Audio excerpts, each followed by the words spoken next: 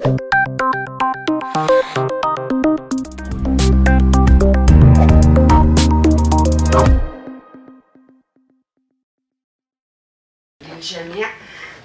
كان رحب بالحضور، وكنهني الطلبة اللي تأهلوا في الإقصائيات الأولى بالنجاح ديالهم، وكنشكر الأساتذة اللي شاركوا في القراءة واللي كانوا في اللجان المختلفة ديال اللي صارت على الاختيار وعلى الانتقاء، سمحوا العربية ديالي شوية عمالة، ديال الطلبة المتميزين في مجال الشعر والقصيدة باللغة العربية واللغة الفرنسية واللغة الإنجليزية.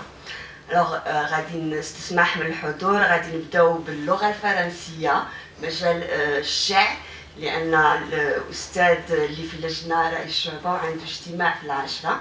دونك غادي كانوا عندنا 3 ديال الاقتراحات في مجال الشعر، ما كان عندنا حتى شي اقتراح في مجال القصيدة القصة القصيرة. دونك كان قصيدة ديال سعيد عنيد، وكانت قصيدة ديال طالبة من الحي الجامعي عتيق توريا، وكانت قصيدة سلام ديال نسيبة الحلو. والفائزة اللي تم انتقاء غير ديال قصيدة وحدة ديال نسيبة الحلو، وكنطلب منا باش تفضل وتعرضنا واحد مقطع ولا لان هي ماشي طويله بزاف، يمكن فيها شي 2 ولا 3 ديال الدقائق غادي نستناو لها نصفقوا عليها.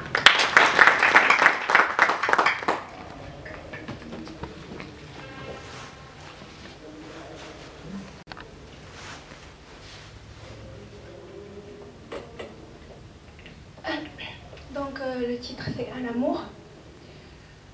C'est une maladresse. Je t'écris une lettre, donne-moi ton adresse. Je t'écrirai les battements du cœur, que la haine stresse. Je t'écrirai l'amour dans les yeux, que la déception blesse. Que tes larmes coulent de ses yeux sur ma peau sèche, que cessent ces discours de bassesse sur ses oreilles de poétesse. Excuse-moi d'être la noirceur sur ta feuille blanche et tes mots. Comment ferais-je si j'ai de l'encre au lieu du sang qui coule de mes poumons? Ma respiration est étouffée, je veux tes phrases étoffées, je veux être la déesse et toutes les fées. Je veux être le fait qui produit les faits. Je suis égoïste en amour, je suis terroriste. La souffrance a fait de moi une activiste sur la piste. Sans toi, la raison de ma raison n'est qu'un combattant mort. Oui, parce que le cœur a ses raisons, que la raison ignore. Je ne suis pas anti-système, je suis bien d'autres saletés. Car avant d'être anti un système, faut d'abord être anti sa société. Viens, je t'écrirai quelque chose de vrai, quelque chose d'artiste.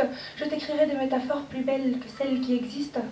Je ne veux pas être en ville avec tous ces arrivistes, on partira dans la montagne où tu seras le seul absolutiste. Je serai la rebelle conformiste et nous vivrons avec ce rêve de démocrate réaliste. Sois la lumière quand je serai aveugle et sois tout le peuple quand je serai seul. Je serai le premier et le dernier ministre, je te lirai des discours bien moins sinistres. Et si je parais moins belle ou moins d'être aimée, je suis moche devant les discours de tes grands hommes, je suis périmée. On n'a pas besoin d'eux pour terminer nos vers, ni pour nous rendre la vie en rose, je la désire en vert. Aucune feuille ne leur ressemble et tous mes vers étaient à toi. Ils sont qu'une partie d'un ensemble que si on les enlève, rien ne changera.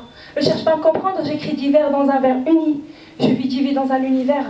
Mon amour n'a pas de connecteur logique parce que, certes en effet, l'amour ne croit pas en la logique. Quittez donc la société et prenez avec vous le pays. Mettez-le devant les yeux, rien que pour le surveiller. Ou bien enterrez-le sous les paupières, pour que Dieu puisse le voir quand vous priez. Ou lorsqu'on essuiera tes larmes, on essuiera celles de mon pays. Vivez librement, dignement, ou au moins. Pour cette belle déclamation. Nous vous souhaitons du succès pour le Festival national de l'étudiant. الآن غادي نمروا، ما عرفتش شكون هذا تبغيو الإنجليزية تبدا ولا العربية؟ داكور. داكور. Okay, so I think we're much calling on the first candidate, which is Tleitmas. Okay, I believe you have two poems, right? And one short story?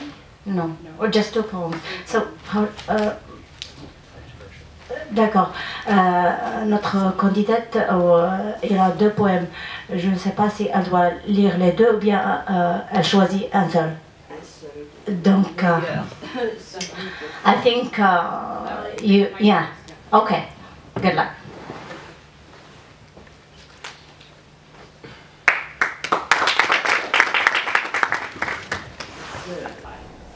اسمي تليتماس عو، المستوى السنة الثانية دراسات شعبة الدراسات الإنجليزية.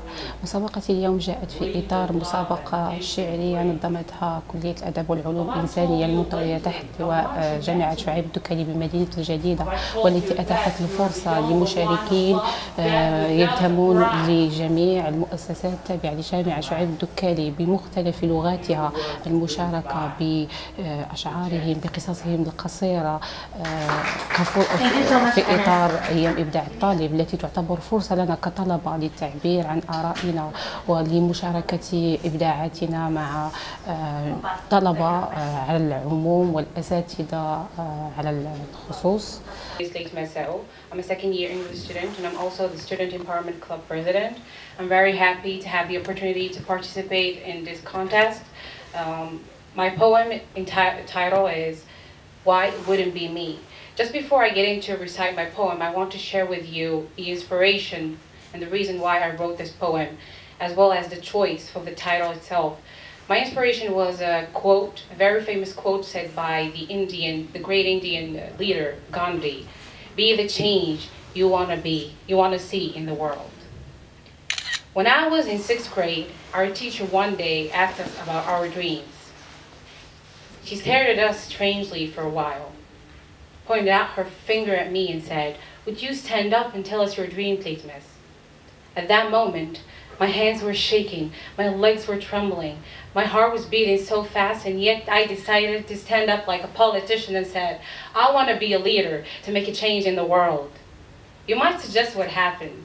My teacher and my classmates started clapping for me and everybody was happy, but wait, this scenario only happened inside of my head, because the real scenario was that everybody, yes, everybody, including my teacher, started laughing out loud, ha ha ha ha, for the simple reason that none of them understood and knew the reason for my answer.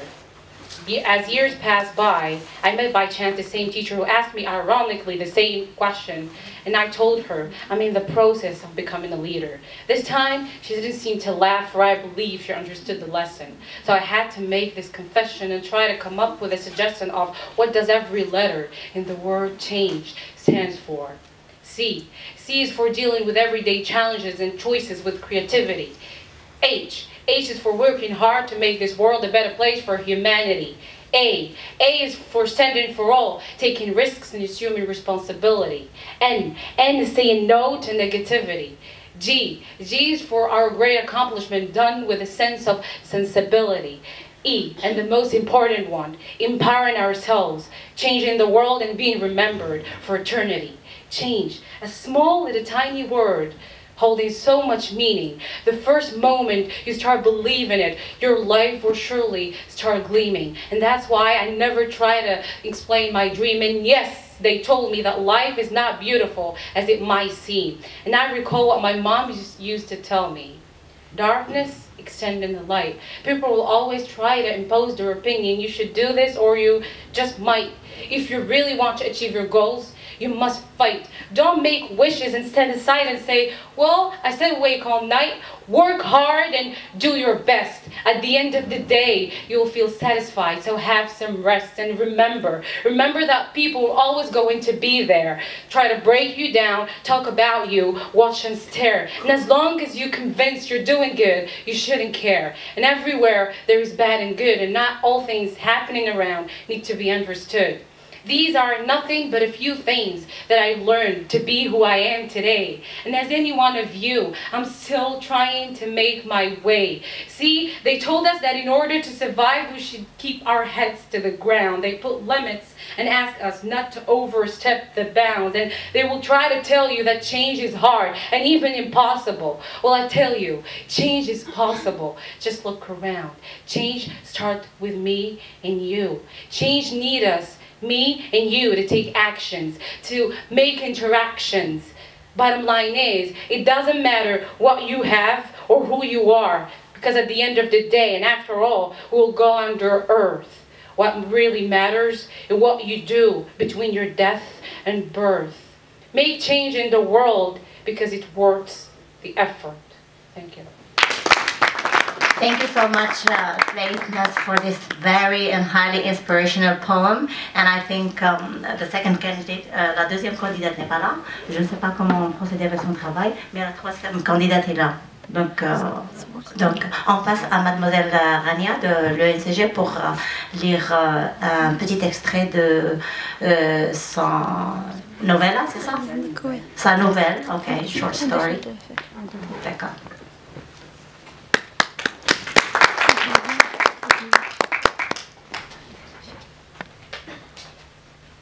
Rania, you cannot read everything, so you just like, okay, maybe you start with the.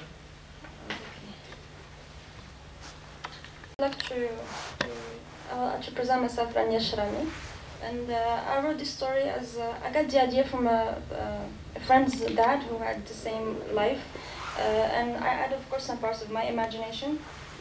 But the story is briefly about a person who had gone through a lot in his growing up, but he managed to succeed and have a life happily.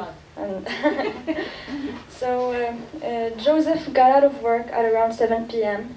Playing with his car keys, he was only thinking about two things: dinner and bed. Friday has always been so tiring. Well, after all, it was the last day of the week, but also the beginning of the weekend. And this Friday was the beginning of his Christmas vacation as well. So he wanted to sleep all the stress off. Before getting in the car, he thought of getting Adam and Leslie some of their favorite cupcakes from the store nearby. So he put his bag in the trunk after getting his wallet out, fixed his hair and shirt, and walked forward to the store. He opened the door for an old woman with a charming smile, nodded, and wished her good evening. Work has always made him too tired to even smile, and that day he was happy. Not because it was the weekend or Christmas, but because he couldn't wait to tell his wife and kids about the surprise trip he had planned for them. The kids will be so excited, he thought to himself with a smirk. Can I please have 4 of the strawberry cupcakes with a cherry on top? Thank you. He strummed his fingers on the wheel several times, trying to match the rhythm of Whitney Houston, while she sang with her strong and melodic voice, one of her top hits, I Will Always Love You. Joe has always had a thing for soul music. Yes, the rhythm and words have accompanied him for years, but through his ups and mostly downs. But that wasn't the only reason, knowing that he had proposed to his wife and first love, Mindy, to that very song back in 1989. He attempted another time to surprise the kids, so he opened the door slowly and tried not to make too much noise. But little did he know, they were already waiting for him by the window. Daddy, Daddy, they yelled with large smiles while they jumped on his arms till they all fell to the floor. Oh no, please have mercy on Daddy, he said back as if he was calling out for help. Sit up, you guys. Family reunion in the living room. Daddy's finally going to reveal the news. I'll race you to the couch, said Adam to Leslie in a challenging tone. They all waited with excitement for Joe to announce the big news he had been teasing them about for days. As the whole world knows, since you whine about it to everyone, he stated, mocking the kids, your friends keep talking to you about how skiing is one of the essential things that a person must experience in life. And that's why this year, I have decided to take you all to spend the Christmas holidays in, and he took countless sips of water, trying to make them more nervous. In the Glenshee Ski Center, he yelled with his hands in the air. Adam and Leslie just started foolishly jumping around like little monkeys, while Mindy walked towards him with a cute smile on her face and hugged him so tightly that he felt how happy and relieved she was to receive such news. She needed a time off. He knew how much she needed it, and he knew where to exactly. That was why he worked day and night every 3 weeks for almost a year. He loves his wife. He loved her since the very first day his eyes crossed hers, since the time she helped him off the streets. And from that time forward, he promised he would defend her with his life, even if the odds were impossible to surmount. The mountains were bone white, all covered in snow from top to bottom. Their very wide legs could cover a whole city. With each one leaning on the other, they were royally soaring upward, stabbing the bright blue sky as if they were trying to kiss the heavens. Joe stood in awe, admiring the view, a view he had missed and knew it would bring up lots of memories. A view he first discovered with Mindy when they were 18. "Daddy, can we go straight to the ski station? I'm not really hungry," asked Leslie with puppy eyes, attempting to convince her father. "You're not fooling Daddy again. Once we'll have lunch, you can ski as long as you want to," replied Joe, and then turned to his wife with a look that held the memories of a lifetime. "Do you remember the first time we came here?" "I sure do remember that we wanted to skip lunch as well," she murmured with a little smile so that the kids wouldn't hear her. "Thank you." Thank you so much, Rania.